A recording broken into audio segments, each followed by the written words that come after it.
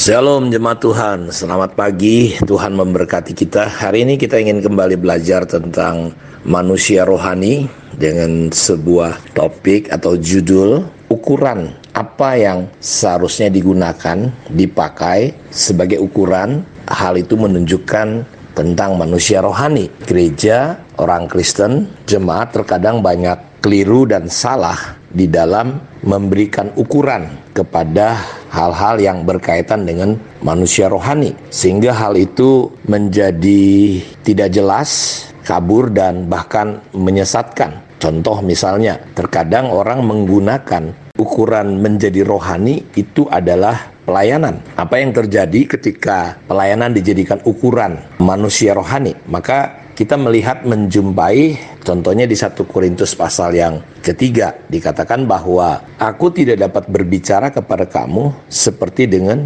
manusia yang rohani, tetapi hanya dengan manusia duniawi, manusia yang masih kekanak-kanakan.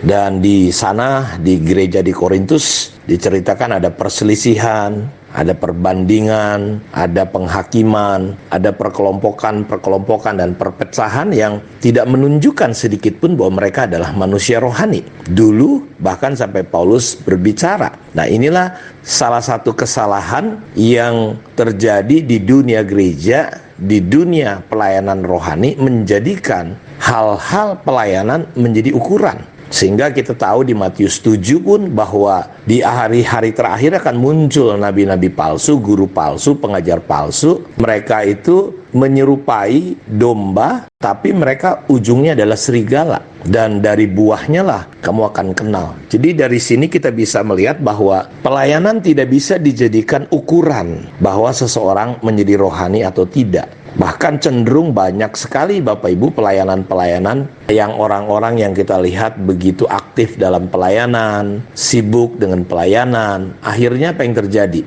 Berujung dengan perpecahan, sakit hati. Tidak ada bedanya dengan orang-orang yang tidak mengenal Tuhan. Terlibat misalnya dengan, nggak ada bedanya. Sehingga Josh Buckner berkata dalam penelitiannya, kenapa dunia tidak terlalu tertarik dengan gereja. Salah satu penyebabnya adalah dalam survei itu menyatakan bahwa dunia melihat gereja, bahwa gereja orang-orang rohani tidak ada bedanya dengan mereka. Kalau di dunia ada perceraian, di gereja ada perceraian. Kalau di dunia ada perpecahan, di gereja juga ada perpecahan. Kalau di dunia ada perselingkuhan, maka di gereja juga ada perselingkuhan. Kalau di dunia ada pemberontakan, maka di gereja juga ada pemberontakan. Kalau di dunia selalu ada perpecahan, maka di gereja juga terjadi perpecahan. Jadi apa bedanya Bapak Ibu? Orang Kristen, gereja dengan dunia tidak ada bedanya. Itu yang menyebabkan katanya dalam surveinya itu menyatakan banyak orang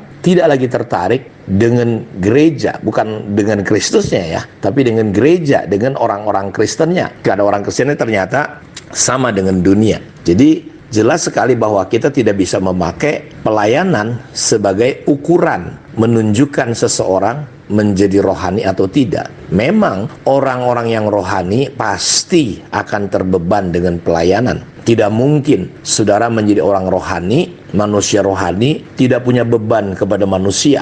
Karena menurut saya salah satu ciri manusia rohani adalah dia mulai punya belas kasihan. Sepanjang Alkitab kita lihat Yesus selalu tergerak oleh belas kasihan.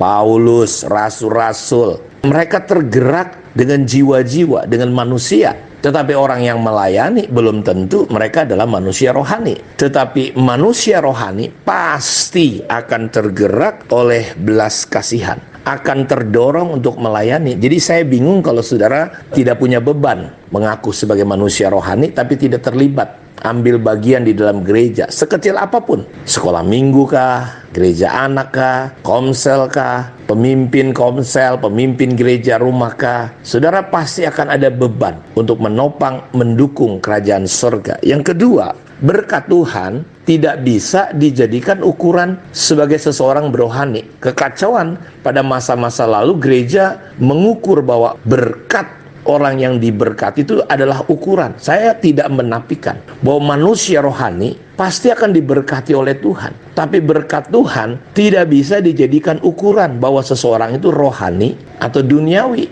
Tidak Bapak Ibu. Kerohanian tidak bisa diukur dengan berkat Ya, orang berkata, lihat kalau kita ikut Tuhan pasti diberkati. Seperti Abraham, seperti Ayub. Ya, saya nggak menyangkal. Tapi kita tidak bisa menjadikan ukuran manusia rohani itu diukur dari masalah berkat. Kalau cerita berkat, Yesus berkata, serigala punya liang, burung punya sarang. Tetapi anak manusia tidak punya tempat untuk meletakkan kepalanya. Bayangkan, serigala masih punya tempat, burung punya sarang. Tapi pengikut Yesus, Yesus berkata, seorang murid tidak akan pernah lebih dari gurunya. Justru kebanggaan kita adalah kalau kita bisa menderita karena nama Tuhan. Jadi kemapanan, kenyamanan, kesuksesan lahiriah bukanlah ukuran seseorang rohani atau tidak. Bahkan di Filipi 1 ayat yang ke-29 dikatakan, kepada kamu dipercayakan bukan hanya untuk percaya, tetapi juga untuk menderita karena nama Tuhan. Nah, ini yang menyebabkan kekristenan banyak orang menjadi kecewa, banyak orang menjadi kacau dalam ukuran-ukuran rohani dalam pelayanan, karena akhirnya orang pelayanan mengejar berkat, ya, pengen terkenal, ya, pengen kalau ketemu, ya, misalnya kamu udah naik apa sekarang, ya, berapa jumlah jemaat. Jadi orang mengukur kesuksesan rohani itu dari perkara-perkara hal-hal lahiriah, jumlah, padahal ukuran kerohanian bicara tentang kedewasaan karakter kita. Bagaimana respon kita, sikap kita waktu kita menghadapi satu keadaan yang tidak baik, tidak ideal. Ketika kita dizolimi, ketika kita mungkin dihianati, ketika kita mungkin sedang dalam kondisi Bapak Ibu, ya, dalam keadaan miskin, usaha kita tidak maju. Gereja di Makedonia, saudaraku, Paulus berkata dalam keadaan miskin, mereka tetap bersukacita, mengucap syukur, meluap hatinya dengan sukacita. Bahkan mereka rela mau memberi melebihi siapapun juga. Kita melihat, nah ini yang saya ingin Bapak Ibu dalam perenungan kita hari ini, kita memiliki ukuran-ukuran rohani yang benar dan jelas. Sehingga kita tidak menjadi orang Kristen yang sesat. Kita tidak menjadi orang Kristen, ya, kelihatan rohani, titelnya rohani, tapi ternyata kita berada dan hidup selalu di dalam kedagingan kita. Karena itu saya berdoa, biar kiranya pelajaran kita tentang ukuran manusia rohani ini bisa kita pahami dengan benar. Saya berdoa kiranya Tuhan selalu menolong kita, memimpin kita, ya, sampai roh, jiwa, tubuh kita sempurna. Mari kita berdoa. Tuhan, aku berdoa untuk semua umat-Mu. Dan apapun yang menjadi pergumulan, hari ini kami dibukakan, mengerti bahwa ukuran rohani bukan lahiriah, ukuran rohani bukan pelayanan, tetapi karakter. Ukuran rohani adalah bicara tentang hidup kami, keintiman kami dengan Tuhan. Hamba berdoa jika ada di antara jemaat Tuhan yang lemah, yang sakit, bahkan yang terkena COVID, famili, keluarga, kami mau katakan COVID tidak bawa kematian. COVID bawa kemuliaan Allah. Nama Yesus adalah nama di atas segala nama. Percaya kami kepadamu Tuhan.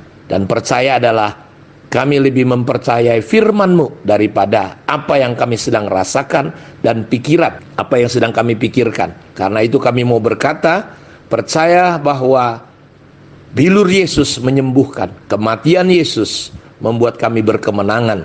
Jika kami ingin sehat, sembuh, panjang umur, Tuhan telah mati di atas kayu salib supaya kami sehat, sembuh, dan panjang umur dan berkemenangan. Dalam nama Yesus kami berdoa. Amin. Tuhan Yesus memberkati kita semua. Shalom.